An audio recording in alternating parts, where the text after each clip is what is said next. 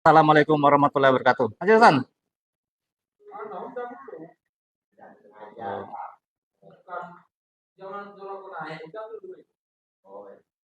Nah, kalau nggak ada level, saya kirim koin dulu. Halo Bu. Assalamualaikum warahmatullahi wabarakatuh, rekan-rekan sekalian. Jumpa lagi kita pagi ini. Salam sehat dan sukses selalu dari Sumatera Selatan. Rekan-rekan sekalian, saya ingin menyampaikan berkenaan dengan revisi Undang-Undang Desa. Jadi revisi Undang-Undang Desa sebelumnya untuk jabatan Kades itu 6 tahun.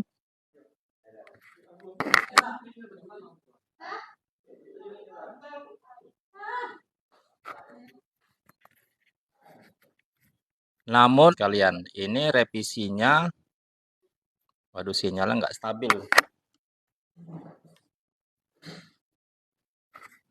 Revisi Undang-Undang Desa, jabatan Kades jadi 9 tahun, namun hanya bisa 2 periode. Jadi rekan-rekan sekalian, ini alasan dari DPR yang pernah saya ketahui, kenapa 6 tahun menjadi 9 tahun periodenya. Masa jabatannya maksudnya.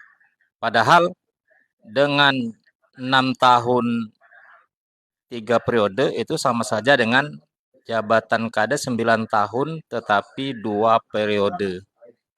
Rekan-rekan sekalian. Jadi salah satu alasannya yang pernah saya tangkap itu bahwa untuk menghilangkan mood. Nah, kalau bahasanya menghilangkan mood karena begitu kuatnya gesekan politik di tingkat desa. Sehingga dengan 9 tahun diharapkan paling tidak 2 atau 3 tahun gesekan-gesekan politik itu akan segera berakhir sehingga Kades dan perangkatnya bisa melaksanakan pembangunan di desanya dengan konsentrasi. Jadi saya mencontohkan rekan-rekan sekalian, minggu lalu kami mengadakan acara sosial ya, kegiatan sosial di suatu desa di Kabupaten Musirawas Utara, Provinsi Sumatera Selatan. Yang mana kadesnya lagi bersengketa dengan calon kades yang kalah sehingga masih berproses di Petun. Walaupun tampak tenang dan damai di desa tersebut, memang ada seperti riak-riak, terjadi gesekan-gesekan walaupun kelihatannya damai saja. Karena kami itu kegiatan sosial di desa tersebut, ada saja yang menurut perasaan kami ada pihak-pihak seolah-olah mengintai ya, dengan dia warawiri kendaraannya. Jadi teman saya berceloteh.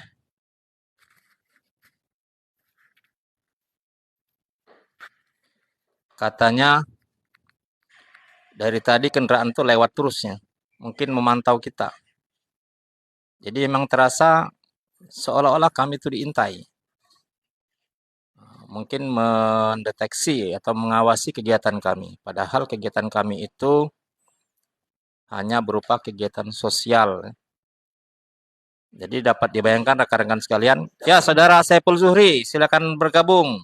Terima kasih. Saudara Saiful Zuhri, bagaimana kondisinya di sana?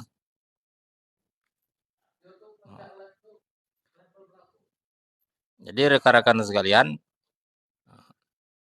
memang ada baiknya, ada benarnya juga alasan DPR memperpanjang jabatan Kades dari 6 sampai 9 tahun. Itu untuk di desa. Karena kami juga sudah merasakan seperti itu. Begitu kuat gesekan-gesekan antar calon ketika pemilihan itu sangat lama membekasnya. Apalagi mohon maaf, kades atau tokoh masyarakat di tempat tersebut susah untuk move on atau susah untuk rekonsiliasi. Kira-kira begitu. Maka itu alasan DPR. Tapi alasan cara politik juga berbeda pandangan para ahli juga. Yang pernah saya dengar, mestinya jabatan kades itu harus disamakan dengan jadwal pemilu kita. Paling tidak, karena di situ ada tahapan-tahapan. Kalau jabatan kades sampai 9 tahun, ya kalau kades itu memang dianggap punya visi, visioner lah kita kira, untuk masa depan, untuk memajukan desanya, ya syukur-syukur alhamdulillah. Tapi tidak ada juga oknum-oknum yang menjadi kades menyalahgunakan jabatannya demi untuk memperkaya diri. Sehingga tidak sedikit kades yang terjerat hukum dan masuk bui. Ini rekan-rekan sekalian. Itu rekan-rekan sekalian.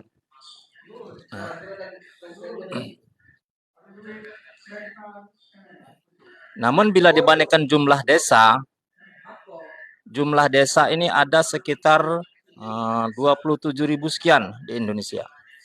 Itu nggak sampai 1% yang tersandung kasus korupsi dan penyalahgunaan jabatan atau kriminal. Walaupun demikian, di luar daripada 1% itu katakanlah, bukan berarti tidak ada pelanggaran-pelanggaran. Hanya karena mereka itu belum tersandung hukum saja. Dalam bahasanya belum terkena kasus hukum. Bukan berarti menjamin tidak ada pelanggaran-pelanggaran. Itu rekan-rekan sekalian.